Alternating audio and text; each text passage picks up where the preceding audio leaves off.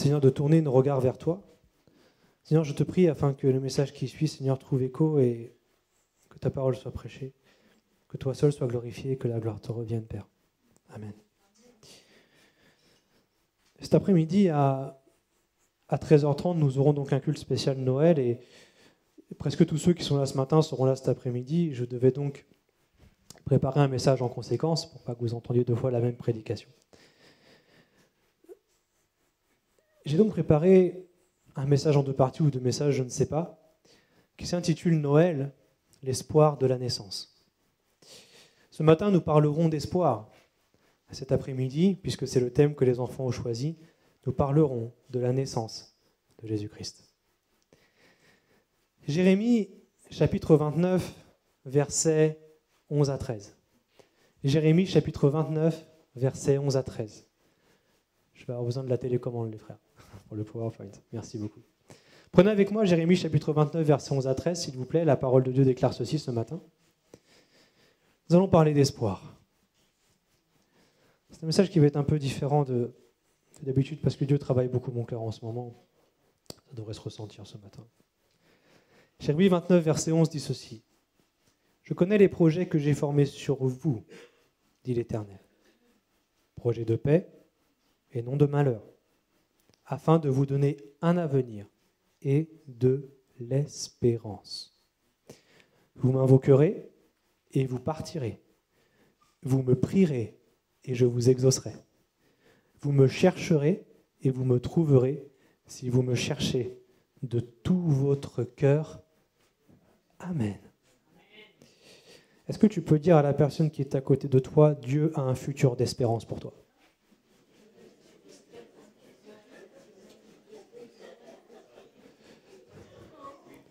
Dieu a un futur d'espérance pour toi. Dieu est le créateur de l'espoir. L'espoir signifie croire que l'avenir sera meilleur que le présent et que le passé. Une personne sans espoir, c'est quelqu'un qui croit qu'une amélioration est impossible. Une personne sans espoir, c'est quelqu'un qui croit que tout est perdu et que rien n'ira jamais mieux. Sans espoir, nous mourrons. Et avec l'espoir, nous trouvons la force d'avancer. Nous vivons. Je ne vous cache pas qu'en ce moment, je vis des choses dures et sur le plan spirituel et personnel, mais je ne suis pas là pour qu'on me plaigne. Même si ce message n'est pas pour ma vie, il est pour ma vie, pardon, même si ce message est pour ma vie, je ne fais aucun cas de ma vie. Car la vie que j'ai à cœur, ce n'est pas la mienne. C'est celle de ma femme, de ma fille et de vous. Les projets de Dieu sont espoir. Son avenir pour ses enfants et pour son peuple est un avenir fait d'espérance. Dans un premier temps, nous allons voir pourquoi l'espoir, que l'espoir est une nécessité, et ensuite nous parlerons de cette espérance que Dieu nous donne. Pourquoi l'espoir est-il une nécessité? Parce que la souffrance est là. Le manque d'espoir est lui-même cause de souffrance et cause de maladie, d'après le Proverbe 13, verset 12. Le manque d'espoir entraîne de la souffrance et de la maladie. Et d'après Proverbe 13, 12, d'après ce verset, quelqu'un qui est sans espoir a un cœur qui est malade. Il est question ici de maladie physique, mais aussi de maladie psychologique, morale, voire mentale. Sans espérance, bien-aimés, notre morale est détruite. Sans espérance, sans espoir, la dépression est là, les pensées de suicide sont là, la violence font rage dans nos pensées. Sans espoir, nous sommes comme morts quoique vivants, nous vivotons dans cette vie, nous errons sans savoir où aller. Sans espoir, nous pleurons sans être consolés, nous pensons que Dieu nous a tourné le dos, même si Dieu ne nous tourne jamais le dos. Je suis navré de casser un peu le mythe ce matin, bien-aimés, mais Noël ne sera pas joyeux pour tout le monde. Sera-t-il joyeux pour les SDF? Sera-t-il joyeux pour les enfants en famille d'accueil? Sera-t-il joyeux pour les orphelins? Noël sera-t-il joyeux pour les orphelins, pour les plus pauvres? Sera-t-il joyeux pour ceux qui vivent dans un foyer violent? Noël sera-t-il joyeux pour ceux qui sont endettés, pour ceux qui sont malades? Noël sera-t-il joyeux pour ceux qui passent les fêtes à l'hôpital? Noël sera-t-il joyeux pour ceux qui sont victimes d'harcèlement sexuel, moral, pour ceux qui sont seuls? pour les endeuillés, pour ceux qui travailleront, la liste est longue. Un sapin, des guirlandes, une bûche, une dinde au marron ou des cadeaux ne pourront jamais solutionner ces graves problèmes. Et quand bien même ceux qui en auront la chance passeront-ils Noël en famille, avec un sourire de façade, voulant cacher un mal-être profond? Combien seront entourés des gens qu'ils aiment et qui à ce moment-là auront honte d'être désespérés dans leur cœur au milieu des gens heureux? Ils se diront qu'ils ne peuvent pas parler de leurs problèmes parce que sinon ils gâcheront la fête. Même si tu es entouré, ça ne veut pas dire que tu n'es pas seul. Seras-tu comme cela, mon frère, ma sœur, mon ami? Je vous aime de tout mon cœur. Je sais que je ne prêche pas en vain ce matin parce que lorsque j'écrivais ce message, le Seigneur me montrait des visages, des personnes de notre Église qui vivent les situations critiques que j'ai mentionnées juste avant. Plusieurs ce matin, au milieu de nous, sont absolument sans espoir. Ils croient certes que Jésus est le Fils de Dieu, mais ils ne voient aucune issue à leurs problèmes. Comprends-moi bien, peuple de Dieu, ce matin. Je n'ai jamais eu et je n'aurai jamais la prétention de dire que j'ai la solution à tous les maux. Je crois simplement que mon Dieu est le seul capable de redonner espoir et de mettre fin au pire des problèmes. Être sans espérance, c'est être sans Dieu, un païen, sans Jésus. Je pense que cela est le pire du désespoir qui puisse exister. C'est pour moi qui le dit, c'est Éphésiens chapitre 2, versets 11 à 12. Éphésiens 2, 11, 12 dit que être sans espérance, c'est être sans Dieu, être comme un païen dans ce monde. Ce n'est pas ce que Dieu veut que tu vives, mon frère, ma sœur. Face à ce manque d'espoir, le monde nous offre des solutions. Et beaucoup choisissent ces solutions pour leur perte. Que ce soit la perte de leur âme, une perte financière, de santé, je ne sais pas. C'est pour moi qui le dis, c'est la parole de Dieu. Proverbe, chapitre 62, verset 10. Proverbe 62, verset 10. Il va falloir que tu avances, Jonathan, la télécommande ne fonctionne pas, je suis désolé. Merci beaucoup. Psaume 62, verset 10 dit « Ne vous confiez pas dans la violence, ne mettez pas un vain espoir dans la rapine, quand les richesses s'accroissent, n'y attachez pas votre cœur. Amen. » Ne place pas ton espoir dans la violence et dans le vol. Nous le voyons de plus en plus dans notre pays. Face au désespoir, certains tombent dans la violence. Ils détruisent, cassent, brisent, vandalisent, brûlent. Vous n'avez qu'à allumer la télé ou ouvrir le journal pour vous en rendre compte. Frères et sœurs, le diable est celui qui donne le désespoir, parce que le diable veut détruire ton espoir. Il sait que si un chrétien cesse d'espérer, il finira par se détourner du Seigneur. L'adversaire, Satan, a le désir de nous faire abandonner notre espérance parce que dès le commencement, Satan est violent et Satan est voleur. Ne vous laissez pas détruire. Ne te laisse pas détruire, ne te laisse pas voler ton espérance. Certaines personnes veulent vous détruire et vous voler aussi ce que vous avez de plus précieux. Des hommes et des femmes de ce monde, ils veulent vous détruire parce qu'ils sont jaloux de votre bonheur. Si tu te fais voler ta joie qui vient de Dieu, alors tu es sans force. Parce que la joie du Seigneur, c'est ta force. Si tu te fais voler cette joie, tu n'as plus de force. Et si tu es sans force en ce moment, c'est que quelque chose ou quelqu'un t'a volé ta joie. Reprends-la. Reprends-la, considère les merveilles de Dieu et prends position. Tu dis non Seigneur, je refuse cela, je vais être joyeux, je suis sauvé, je suis ta fille, je suis ton fils. Je ne veux pas que l'adversaire me maintienne dans la tristesse parce que tu es la joie, Seigneur.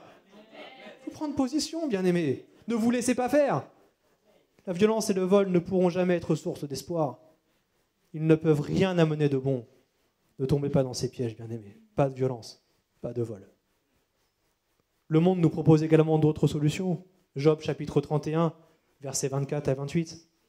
Job 31, versets 24 à 28 va s'afficher. Job 31, 24. Si j'ai mis dans l'or ma confiance, si j'ai dit alors, tu es mon espoir. Si je me suis réjoui de la grandeur de mes biens, de la quantité des richesses que j'avais acquises, si j'ai regardé le soleil qui brillait, la lune quand elle s'avançait majestueuse, et si mon cœur s'est laissé séduire en secret, si ma main s'est portée sur ma bouche, c'est encore un crime que doivent punir les justes, et j'aurais renié le Dieu d'en haut. Amen. L'argent, Le vrai espoir, frères et sœurs, ne s'achète pas. Ne crois pas que ton argent te sauvera de la solitude. Ne crois pas que ton argent te sauvera de la maladie ou de quoi que ce soit. Oui, l'or et l'argent sont à Dieu, alléluia. Mais si tu te confies dans cet argent, alors tu es sans espérance. Tu peux être la personne la plus riche du monde. Ton argent ne pourra jamais t'offrir ce que Dieu seul peut t'offrir, un espoir solide. Parce que seul Dieu ne déçoit jamais notre espérance. Si tu places ton espoir en moi, un jour je te décevrai. Parce que je ne suis qu'un homme. Le seul qui ne te décevra jamais dans l'espérance, c'est Dieu, c'est le seul Dieu vivant et vrai, c'est Jésus-Christ. Ne te confie pas dans ton argent, ne place pas ton espoir dans ton argent. Que ce soit dans l'argent ou dans le confort matériel, les deux ne peuvent nous donner l'espérance. C'est vrai que le confort matériel a du bon, il est important aussi que les enfants du roi des rois ne vivent pas dans l'insalubrité et dans la pauvreté. Dieu peut faire grâce, je l'ai déjà vu à maintes reprises. Toutefois, comme pour l'argent, le matériel n'apporte aucun espoir. Bien-aimé, ce monde voudrait te faire croire, il voudrait te donner cet espoir que le confort matériel t'apportera du bien-être. Une télé plus grande, un ordinateur plus puissant, une voiture plus grosse, une maison plus belle. T'as jamais fini. Bien-aimé, si Dieu te bénit comme ça, alléluia, mais tout ceci ne peut donner l'espoir parce que tout ceci est temporaire. Tu as besoin d'un espoir qui dure en fait. Et ce que tu as matériellement, certaines choses durent, mais d'autres non. Tu ne peux pas placer ton espoir dans ces richesses-là parce que c'est temporaire en fait. D'après ce chapitre de Job 31, les versets que nous avons lus, il nous est parlé du soleil et de la lune. Parce que face à l'inconnu de l'avenir, face au manque d'espoir, certains se tournent vers les astres. Certains se tournent vers l'occultisme. Face à l'inconnu de l'avenir, beaucoup pensent que la solution se trouve dans la divination, dans l'horoscope, dans les 10 heures de bonne aventure, dans les astrologues, autres voyants, marabouts, sorciers, féticheurs, médiums, charlatans. Rien qu'en France, les chiffres font peur. Chaque année, en France, c'est 15 millions de personnes qui vont consulter au moins une fois quelqu'un qui est là-dedans. Il y a en France 100 000 voyants ou équivalents. Et ça représente un chiffre d'affaires annuel de 4 milliards d'euros. Chez nous. J'ai eu le malheur de taper pour trouver les chiffres voyance et je sais plus quoi à Paris. Il y a une carte qui s'est affichée avec plein de points partout, comme pour un restaurant. On est cerné en fait. Tu te rends compte de ça ou pas? Est-ce que tu pries contre ça? Je ne sais pas de prier contre ces gens-là, mais de prier contre les esprits qui sont derrière. Bien aimé, si 15 millions de personnes vont au moins une fois par an voir un médium ou quelque chose, ne croyez pas qu'il y a un combat là-dedans à mener? Ne croyez pas que c'est à l'église de le faire? Spirituellement? Bien aimé, je le dis, je le redis, l'occultisme n'a jamais été et ne sera jamais la solution. Si toi qui es ici ou toi qui nous écoutes sur Internet, tu es désespéré, ne te tourne jamais vers ces charlatans, parce qu'ils te prendront tout. Trop de personnes y ont laissé leur argent et même leur âme. La solution n'est pas dans les astres, mais dans celui qui a créé l'univers, l'éternel Dieu. Alléluia. Et d'après ces versets de Job 31, 24, 28, celui qui espère dans ses futilités, vous avez vu ce qui est écrit au verset 28, il a renié Dieu. Il a renié le Dieu des cieux. Et face au désespoir et aux faux espoirs, nous disons que Jésus est notre espérance. Qu'est-ce que ça veut dire exactement? Quel est cet espoir que Dieu nous demande? Quel est cet espoir que Dieu nous donne, pardon? L'amour, d'après 1 Corinthiens 13, 7, entre autres, espère tout. Espère tout. Tu peux espérer en Dieu parce que Dieu t'aime. Et si tu aimes Dieu, alors tu seras rempli d'espérance. C'est une question d'amour. Les promesses de Dieu, bien-aimés, sont certaines. Et nous pouvons espérer en elles avec assurance d'après Hébreux chapitre 10, verset 23. Hébreux 10, 23. Les promesses de Dieu sont solides. Je l'ai dit, il ne te décevra jamais. Espère en l'Éternel. Comme son amour, et cet amour nous permet d'espérer. D'après Romains chapitre 4, verset 18, Romains 4, 18, son amour nous permet d'espérer, mais pas n'importe comment. Il nous permet d'espérer contre toute espérance. Ça veut dire que l'amour de Dieu et l'espoir que Dieu incarne pour nous est là pour contrebalancer quelque chose. Alors si on reprend la liste que j'ai donnée au début, nous espérons contre toute espérance. Nous espérons la dignité rendue face à tout espoir de vivre à la rue. Nous espérons l'adoption de Dieu face à tout espoir d'abandon ou d'orphelinat. Nous espérons la provision de Dieu contre tout espoir de pauvreté. Nous espérons la paix du Seigneur face à tout espoir de violence. Nous espérons des finances saines face à tout espoir d'endettement. Nous espérons la guérison face à tout espoir de maladie. Nous espérons la justice et sa guérison et sa protection face à tout espoir d'harcèlement. Nous espérons la présence de Dieu face à tout espoir de solitude. Nous espérons la joie du Seigneur face à tout espoir de deuil. Nous espérons la vie face à tout espoir de mort. Nous espérons l'amour face à tout espoir de peur. Amen. Amen. Croyez-vous que Dieu nous parle en vain? La parole de Dieu est forte, bien-aimés. Et elle est là pour nous donner cet espoir que les choses peuvent changer. Amen. Prenez avec moi 2 Corinthiens 1,7, s'il vous plaît. 2 Corinthiens 1,7. Notre espérance à votre égard est ferme parce que nous savons que si vous avez part aux souffrances, vous avez aussi part à la consolation. Amen. Amen. Où est l'espoir là-dedans? Tu peux cliquer encore une fois, Jonathan. Il est là. L'espoir se place entre la souffrance et la consolation. Parce qu'une fois que la consolation est là, nous ne l'espérons plus. Puisqu'elle est là. Romains chapitre 8, verset 24. Ce que l'on vit, est-ce qu'on peut l'espérer encore? Bien-aimé, tu ne dois pas attendre la consolation dans la tristesse, mais dans l'espoir. L'espoir, c'est cette route qu'il y a entre la souffrance et la consolation. C'est cette route que tu dois prendre. Ce n'est pas celle du désespoir. Notre espoir est qu'un jour, la souffrance disparaîtra et fera place à la consolation. Merci mon Dieu. Dieu le Père, par Jésus et le Saint-Esprit, nous a envoyé ses consolateurs. Je mets consolateur au pluriel, parce que Jésus a dit que lorsqu'il s'en irait, il nous enverrait un autre consolateur. Ça veut dire que Jésus lui-même est un consolateur. Alléluia. Amen. Tu as 2 consolateurs. Dieu le Fils et Dieu le Saint-Esprit. Pourquoi est-ce qu'il te faut autant de consolateurs? Parce que la vie est dure. Vous vous rendez compte de ce que Dieu a fait pour toi? C'est pour nous. Il t'a donné 2 consolateurs. Tu as Jésus et le Saint-Esprit. Alors comment ne serais-tu pas consolé? Jésus serait-il insuffisant? Le Saint-Esprit serait-il insuffisant? Non.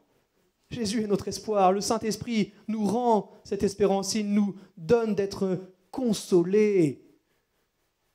Notre espoir est qu'un jour la souffrance disparaisse et que cette souffrance fera place à la consolation. Ce monde étant ce qu'il est, je ne suis pas prophète, mais nous vivrons encore des souffrances, même après avoir été consolés. Mais ce n'est pas grave parce que l'espoir est toujours là.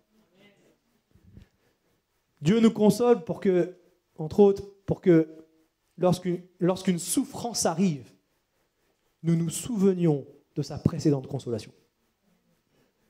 Et ainsi de suite, jusqu'à la fin. Si Dieu t'a déjà consolé, qui a déjà été consolé par Dieu ici? Dites-moi, moi j'ai été consolé. Quasiment tous les jours récemment. Tu sais pourquoi Dieu t'a fait vivre ça? C'est parce que la prochaine souffrance qui arrive, tu te souviendras de sa consolation. Tu diras, ah, Dieu m'a déjà consolé.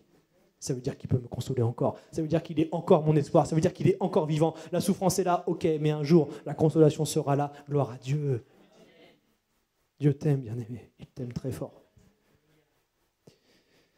Il nous console, nous souffrons, il nous console encore jusqu'à la fin, jusqu'à la consolation finale, la consolation définitive, l'exaucement de notre espoir le plus fou, le paradis de Dieu. Le salut hérité par la foi en Jésus seul, la consolation éternelle.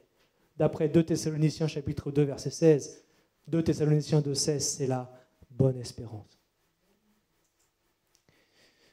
L'espoir est ici, parce que Dieu est ici. L'espoir est ici dans ce monde face aux pires difficultés, et Satan veut te détruire. Satan use de violence, il veut détruire cette église. Il veut détruire cette église, à commencer par mon ministère. Il veut détruire mon couple, ma cellule familiale. Il veut détruire ma femme. Il veut détruire ma fille. Mais je ne peux pas vous dire ce matin la violence des attaques que je subis en ce moment. Mais celles et ceux qui intercèdent pour moi le savent. Mais je veux vous dire ceci, plus il s'acharne, plus plus Dieu me parle. Il ne se passe pas un jour sans que je n'entende sa voix. Cela ne m'était jamais arrivé à ce point. J'espère que vous avez quelque chose qui ressemble à ça chez vous. Je ne vais pas l'ouvrir, je ne vais pas vous lire ce qu'il y a dedans, parce que c'est personnel. C'est un carnet dans lequel je note tout ce que Dieu me dit. En plusieurs années, j'ai écrit que quelques phrases. Cette semaine, j'ai rempli des pages. Mon frère, ma sœur, plus l'ennemi s'acharne, plus Dieu te parle. Et quand Dieu te parle, je peux t'assurer que ça te donne de la force. Ça te conforte. Ça te donne d'espérer, de croire que oui, les choses ont changé. Même si je n'ai jamais subi autant de pression ou de violence de la part de l'adversaire, Jésus est mon espoir. Jésus est ton espoir. Je sais qu'un jour je serai victorieux parce que Jésus est vivant. Je sais qu'un jour ce monde passera, cette terre sera détruite, Satan lui-même sera détruit avec la bête et le faux prophète. Alors même s'il me persécute, je le dis, il n'aura jamais le dernier mot. Je continuerai à être le mari de ma femme, le père de ma fille et le pasteur de cette église. Je sais qu'un jour Jésus essuiera toutes les larmes de mes yeux. Alors je veux bien pleurer encore. Et même si ce monde me tente, je sais qu'un jour j'habiterai dans une cité céleste faite d'or et de pierres précieuses. Je sais qu'un jour la mort elle-même sera détruite. Plus de deuil, plus de cris, plus de douleur. Et cette vie ne m'importe peu. Je veux continuer à servir Dieu jusqu'au bout. Fais de même. J'espère la vie face à tout espoir de mort. J'espère la protection de Dieu et du bouclier de la foi face à tout espoir de destruction. Bien-aimé, quelle que soit ta situation, tu peux et tu vas espérer en Dieu. Parce que Dieu t'aime. Il est tout-puissant et il vient avec sa solution. Psaume 65, verset 5, ou verset 6 selon les versions. Dans ta bonté, tu nous exauces par des prodiges. Dieu de notre salut, espoir de toutes les extrémités lointaines de la terre et de la mer. Amen. Notre espoir, c'est le salut. Notre espoir, c'est l'exaucement de nos prières, en voyant les miracles s'accomplir. C'est ce qu'on fait depuis plusieurs semaines ici. Et d'après 1 Timothée chapitre 1 verset 1, Jésus est notre espérance parce qu'il nous a sauvés et nous sauve encore de tous nos soucis. Tite chapitre 2 verset 11 à 13 déclare ceci. Car la grâce de Dieu, source de salut pour tous les hommes a été manifestée. La grâce nous enseigne à renoncer à l'impiété et aux convoitises mondaines et à vivre dans le siècle présent selon la sagesse, la justice et la piété. Regardez ce qui est écrit au verset 13. En attendant quoi? La bienheureuse espérance de la manifestation de la gloire du grand Dieu et de notre Sauveur Jésus-Christ. Nous espérons le retour de Jésus. Jésus revient. Maranatha, Seigneur. Notez ce qui est écrit. Ce n'est pas une bienheureuse espérance, c'est la bienheureuse espérance. L'espoir qui devrait nous remplir tous d'une grande joie. Oui, Jésus revient. Jésus revient chercher son Église et nous le verrons face à face, gloire à Dieu. Notre corps sera changé en un corps glorieux comme celui des anges. Quand Jésus reviendra nous chercher, nous irons dans le ciel avec lui vivre les noces de l'agneau. Nous participerons à ce festin et nous reviendrons régner avec lui pendant 1000 ans sur la terre. Et enfin, ce monde sera détruit. Il y aura des nouveaux cieux, une nouvelle terre, et toute souffrance aura disparu. La conclusion de la Bible est extraordinaire. Regardez ce qui est dit, je vous ai fait un petit résumé. Apocalypse 20, verset 10. Satan sera détruit. Alléluia. Il sera jeté par le Seigneur dans un feu éternel qui ne s'éteint jamais. Plus d'ennemis, plus de péchés, plus de malédictions, plus de mensonges, plus d'occultisme, plus de ténèbres, plus de démons, plus de tentations. Alléluia. C'est ça le paradis du Seigneur. Apocalypse 20, verset 14. La mort elle-même et le séjour des morts seront détruits parce que Jésus est vivant et sa vie triomphera pour nous encore et encore. Apocalypse 21, verset 4, des nouveaux cieux, une nouvelle terre, plus de larmes, plus de morts, plus de cris, plus de douleurs, parce que le royaume de Dieu sera pour nous. Apocalypse chapitre 21, verset 25, plus de nuit, il fera toujours jour dans la présence de Dieu. Apocalypse 22, verset 2, plus de maladie, terminé, plus de maladie. Il n'y a pas de médecin dans le royaume de Dieu. Dans le paradis de Dieu, il n'y a pas de chirurgien, il n'y a pas de... Désolé pour ceux qui travaillent dans le médical, mais là-haut, vous serez au chômage. C'est le paradis de Dieu. C'est ça ton espoir, mon frère, ma sœur. Romains chapitre 8, verset 17 déclare ceci. Romains 8, 17. Si nous sommes enfants de Dieu, nous sommes aussi héritiers, héritiers de Dieu, co-héritiers de Christ, si toutefois nous souffrons avec lui afin d'être glorifiés avec lui, j'estime que les souffrances du temps présent ne sauraient être comparées à la gloire qui sera révélée pour nous. Alléluia. Est-ce que tu estimes ça comme l'apôtre Paul? Est-ce que tu estimes ça? Est-ce que tu te dis que tes souffrances sont insignifiantes comparées à ce qui t'attend dans le paradis céleste? Espère cette vie dans le paradis. Espère de tout ton cœur. C'est ça la promesse de Dieu pour nous qui courons jusqu'au bout. Dans ce chapitre 22 de l'Apocalypse, il est écrit au verset 6 que ce sont les véritables paroles de Dieu. Ce sont des paroles certaines et véritables. Ne doute pas. Dieu est fidèle et ton futur est fait d'espérance. Alléluia. Alors en conclusion, je dirais ceci. Heureux celui qui a pour secours le Dieu de Jacob, qui met son espoir en l'Éternel son Dieu. Amen. Quel rapport y a-t-il entre ce que je viens de vous dire et Noël? C'est Jésus. Juste Jésus. Grâce à la naissance de Jésus, grâce à sa naissance, sa vie, sa mort, sa résurrection, l'espoir est permis. Grâce à notre Seigneur, nous savons que ce qui est écrit est vrai et qu'un jour, tout s'accomplira si nous avons foi en lui, si nous croyons. Pour hériter ces promesses glorieuses, bien-aimés, espérons l'Éternel. Inclinons nos fronts quelques instants, s'il vous plaît.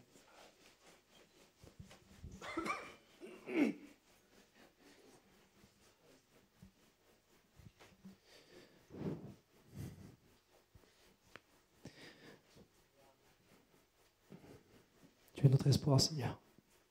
Toi seul. Te demandons pardon, Seigneur, pour les fois où nous avons espéré en d'autres choses que toi, d'autres choses que ta parole, d'autres personnes que toi. Tu es un Dieu tout-puissant. Et Seigneur, face au désespoir de celles et ceux qui sont là ce matin, je voudrais prier. Parce que moi, je n'ai pas la solution. Je ne peux pas tout faire. C'est toi qui peux tout. Et d'ailleurs, sans toi, on ne peut rien faire. Seigneur, je voudrais te prier pour celles et ceux qui sont désespérés ce matin. Je voudrais te demander de te manifester encore dans leur vie. Seigneur, fais renaître l'espoir en eux. Qu'ils puissent, comme je l'ai fait ce matin, prendre position devant l'adversaire, le diable, afin, Seigneur, de reprendre ce que le diable leur a volé. Tu es un Dieu qui donne l'espoir.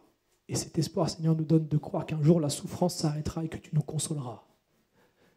Et que cet espoir, Seigneur Jésus, sera définitif et hérité lorsque nous serons avec toi dans le paradis de Dieu. Seigneur, la vie est courte. Ça veut dire que le jour où nous te verrons face à face, Seigneur, est proche. Seigneur, tu es notre espérance. Et ce matin, Seigneur, je voudrais prier pour celles et ceux qui sont autour de moi, qui sont devant moi et qui n'ont pas d'espoir. Si tu as été interpellé par ce message, bien-aimé, garde les yeux fermés, la tête baissée, juste lève ta main que je puisse prier pour toi, s'il te plaît. Alléluia, alléluia, alléluia, alléluia, alléluia. Seigneur éternel, tu vois ces âmes, ces cœurs, ces vies qui n'ont plus d'espoir, tout en croyant que tu es Dieu. Seigneur, qu'il n'en soit pas ainsi. Nous voulons prier, Seigneur, afin que le désespoir soit brisé dès maintenant au nom du Seigneur Jésus. Et que tu mettes dans leur cœur cette espérance qu'un jour, Seigneur, tu reviendras les chercher et tu mettras fin à toutes leurs souffrances, Seigneur. Je pense à celles et ceux qui nous ont quittés dans la foi, Seigneur. Je sais qu'aujourd'hui, ils ne souffrent plus. Parce que tu es, Seigneur, leur espérance, tu l'as été et tu leur as donné de voir, Seigneur, cette espérance. Tu as exaucé leurs espoirs. Et cela sera pareil pour chacun d'entre nous, Seigneur. Je voudrais te prier, Seigneur, pour ce peuple devant moi, pour cette assemblée que j'aime de tout mon cœur. C'est la tienne, Seigneur, tu en es le chef, tu es le bon berger. Je ne suis qu'un berger, Seigneur. Je suis à ton service, mais Seigneur éternel, tu aimes cette église bien plus que moi. Pourtant, j'aime déjà beaucoup, mais Seigneur, je te prie afin que notre église perdure, afin que mon ministère, Seigneur, ne soit pas détruit. Seigneur, je sais que tu as la puissance nécessaire de me garder de la chute, de me garder de la destruction, Seigneur. Et je sais que tu peux faire cela pour tout le monde, pour les frères et sœurs du conseil spirituel, du conseil d'administration. Seigneur, tu es celui qui est capable, Seigneur, de les fortifier puissamment. Je te rends grâce, Seigneur, pour les personnes qui prient pour cette Église, pour les intercesseurs qui sont encore là en ce moment et qui sont devant moi ce matin, parce que leurs prières, Seigneur, sont exaucées. C'est grâce à leurs prières, Seigneur, que tu peux maintenir cette Église debout. Seigneur, depuis plus de 80 ans, elle est ici. Seigneur, elle ne fermera que le jour où tu reviendras, pas avant. Qu'importe les attaques, qu'importe, Seigneur, l'intimidation, qu'importe les manipulations qui pourraient être là, qu'importe, Seigneur, les tentatives de destruction qui pourraient être là sur ma vie ou sur celle de mes frères et sœurs, Seigneur, tu es Dieu. Et tu es celui qui défend ton Église avec l'épée de ta parole qui sort de ta bouche. Seigneur, ta puissance est sans pareil. Et c'est pour cela que nous nous confions en toi et que notre espoir est en toi. Seigneur, nous voulons traverser nos temps de tempête, nos temps de désespoir avec la ferme assurance que tu es cette espérance pour nous. Tu as ravivé cette flamme, Seigneur, dans nos cœurs ce matin et je t'en suis infiniment reconnaissant. Que ton Église, Seigneur, soit debout devant toi, qu'elle se tienne à la brèche, Seigneur, qu'elle prie en faveur de son frère, de sa sœur, qu'elle prie, Seigneur, pour cette assemblée, Seigneur, pour celles et ceux qui ont et qui auront la charge de la conduire, Seigneur. Je ne suis qu'un berger, c'est toi qui es le maître de l'Église. Que la gloire te revienne, Seigneur. Prenons encore quelques instants pour prier, bien-aimé. Prie pour la personne qui est à côté de toi, même si tu ne la connais pas. Tu pries pour que Dieu lui donne cet espoir, qu'un jour il reviendra. Prie pour que le Seigneur donne espoir à la personne qui est à côté de toi. Tu ne connais pas sa situation, mais Dieu la connaît. Implore la grâce de Dieu pour lui, pour elle. Que ce soit un jeune, un moins jeune, un enfant, un vieillard, peu importe. Priez les uns pour les autres, Église. Priez, priez. Priez encore. Priez encore jusqu'au jour de la délivrance. Priez encore jusqu'au jour où Jésus reviendra. Prie pour la personne qui est à côté de toi, mon frère, ma soeur, maintenant. Tourne-toi vers lui, tourne-toi vers elle. Pose ta main sur lui, pose ta main sur elle si elle le veut. Fortifie-vous, Église. Fortifie-toi, peuple de Dieu. Reprends courage. Seigneur, la délivrance est proche, car tu reviens bientôt. Que ton Église, Seigneur, soit remplie d'espérance, qu'elle soit en feu pour toi, qu'elle soit forte, Seigneur. Que celles et ceux qui manquent de force aujourd'hui, qui rentrent dans ce lieu, Seigneur, en trouvent. Que celles et ceux qui manquent de joie, Seigneur, quand ils viennent dans ce lieu, qu'ils en trouvent. Que celles et ceux qui manquent d'assurance et qui sont désespérés, Seigneur, trouvent de l'assurance et de l'espoir ici, dans ce lieu. Tu es le Dieu qui relève, tu es le Dieu qui console, tu es le Dieu qui se manifeste. Et nous t'aimons, Seigneur. Vois ton peuple qui prie les uns pour les autres, Seigneur, ce matin. Donne-leur, Seigneur, d'espérer puissamment en toi. Quelle que soit leur situation critique et désespérée, Seigneur. Ce qui fait qu'ils passeront un bon Noël, Seigneur, c'est parce que tu es avec eux. C'est parce que tu es là. Je te bénis, Seigneur, pour tous les exaucements que nous avons eus cette année, pour tous les malades qui ont été guéris, pour toutes celles et ceux qui cherchent un logement et qui en ont trouvé, pour celles et ceux qui cherchaient un travail et qui en ont trouvé, pour celles et ceux qui étaient morts et qui se sont fait baptiser. Je te bénis, Seigneur, pour les naissances qu'il y a eu dans notre Église cette année. Je te bénis aussi, Seigneur, pour les décès qu'il y a eu dans notre Église cette année. Parce que tu es le Dieu qui est avec nous, tu es notre espérance et tu nous consoles. Tu es le Dieu